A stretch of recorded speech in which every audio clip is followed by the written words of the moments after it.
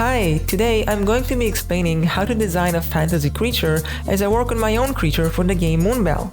I'll be covering the basic principles that I go over when I approach and design a creature, and also touch on some more advanced or specific principles that might be useful for you too. The first thing I do when I design a creature is ask a few questions to help me define what is this creature going to be. First, I'll ask myself, what is this creature for?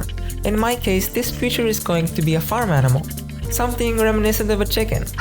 Then I ask, what is this creature's personality? Who is it? I'm going for a goofy, happy, energetic kind of creature that is innocent and gets along with humans.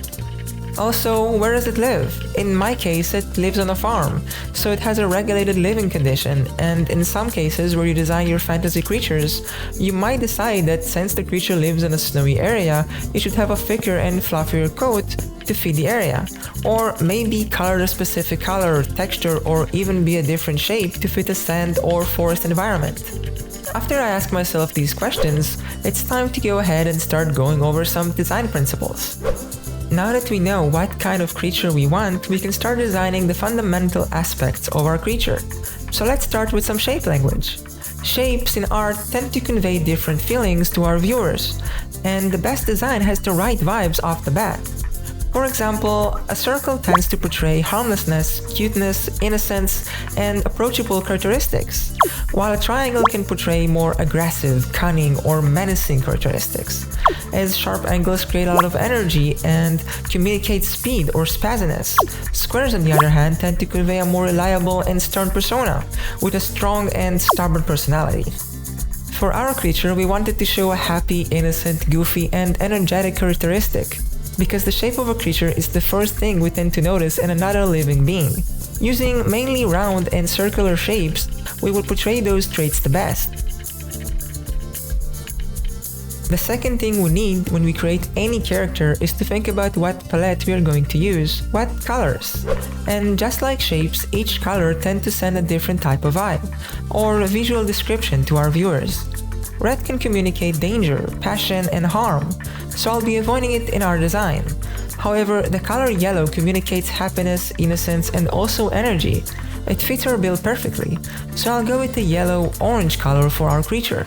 It's worth mentioning that certain colors, even though they have their own meaning, tend to have a more mellow impact on a design, such as gray, brown, white, and sometimes black, as they are neutral colors, and they are great to mix and match for making patterns in fur or clothes.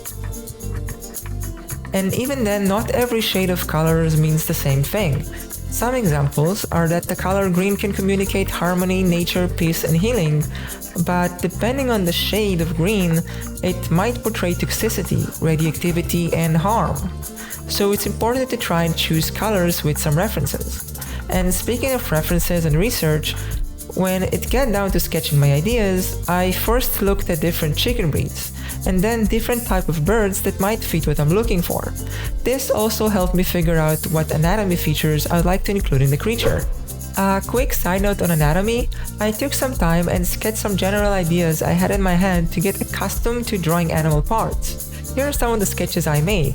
I recommend taking the time to sketch some animals to be able to more easily decide what visual features you would like to include in your design. It's a lot of fun too, and you can just mash up different animals. After looking at the different breeds of chicken or whatever creatures that might be fitting the bill for you, we'll move on to some more design references. One of the most underrated and important steps in any artwork is to take references. I am a huge fan of using Pinterest, Twitter, or DeviantArt to assemble a reference board. Here is the reference board I assembled to work on my creature. After thinking through the shape language, color palette, and getting some art references, I sat down and started sketching different variations of the same creature, following those principles we mentioned before. It took me a while to land on the one I ended up going with, and I even meshed together different designs I came up with earlier in the process. After creating a few designs, I consulted with colleagues about which one is the best design, and then continued to build on their feedback. Your friends or colleagues don't need to be professional artists to give you valuable feedback, similar to how you don't need to be a musician to tell if a note is off. Eventually, I came up with this design. Round to portray the characteristics we decided on earlier, and with an up-zipping feather to convey some energy. I also made the beak anatomically correct to the type of bird that eats seeds or plucks worm from the ground. However, even if it's not 100% accurate, it's alright, I am not a zoologist, but I do try to make things kind of make sense. After finalizing this design, I personally needed to transfer it to pixel art to work on the game, Moonbell. Something I kept in mind personally as I worked on the design, but it might not affect you. Transferring it to Sprite, which is an amazing pixel art software, I started redrawing the design in a pixel art style, in reference to our character size, that's why you see it there. I then looked at some animations and real-life videos of chickens to decide how to animate our creature. I then went ahead and created some eye animations, walking, running, eating, drinking, and sleeping for 4 directions, while also having some special variants for some of them. And after doing that, we put them in the game and wrote up some AI. It's of course extremely early in development and missing a lot of features, but that's how we design creatures. Also, I'd really recommend to not go ahead and toss away your other designs.